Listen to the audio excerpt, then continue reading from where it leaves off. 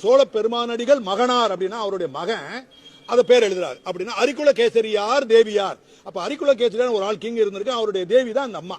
தேவினா மனைவி, அது தேவியார் அப்படின்ற. அரிக்குல கேசரி யாருன்னா தஞ்சாவூர்ல தேவாலய சக்கரவர்த்தி பெரியவர்கள் இருக்கு இல்லையா, தவறா சொல்லுவீங்க இல்லையா, ராஜராஜேஸ்வரத்தை கட்டின அந்த ஸ்வஸ்டி உடையார் ராஜராஜ தேவருடைய சொந்த அப்பாவோட அப்பா. அவருடைய உண்மையான பேர் அரிஞ்சிய தேவர்.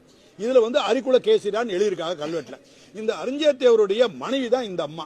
இந்த நான் சொல்லக்கூடிய இந்த சீமாட்டி சோழ பேரரசி போட்டுட்டு இது மாமனார் பேரை சொல்லிட்டாங்க, கணவரோட பேரை சொல்லிட்டு அதுக்கு இன்னொரு பில்டப் கொடுக்குறாங்க. அப்ப யாரோட மக அப்படின்னு சொல்ல போகும்போது மறவன் பூதி அப்படிங்கிற வார்த்தை அப்படியே வருது, அதுல இருந்ததுனால இருக்கு. மறவன் பூதி என்ற பூதியார் மதவன் பூதியார் போட்டு தென்னவன் இளங்கோ வேலர் வரும். தென்னவன்னா தென்னாட்டுக்காரன். அப்போ உங்க நாட்டவங்க சேர்ந்தவங்க அல்ல, சோழர்கள் வகையறாவை சேர்ந்தவங்க அவங்க அல்ல. தென்னவன் இளங்கோ வேளார்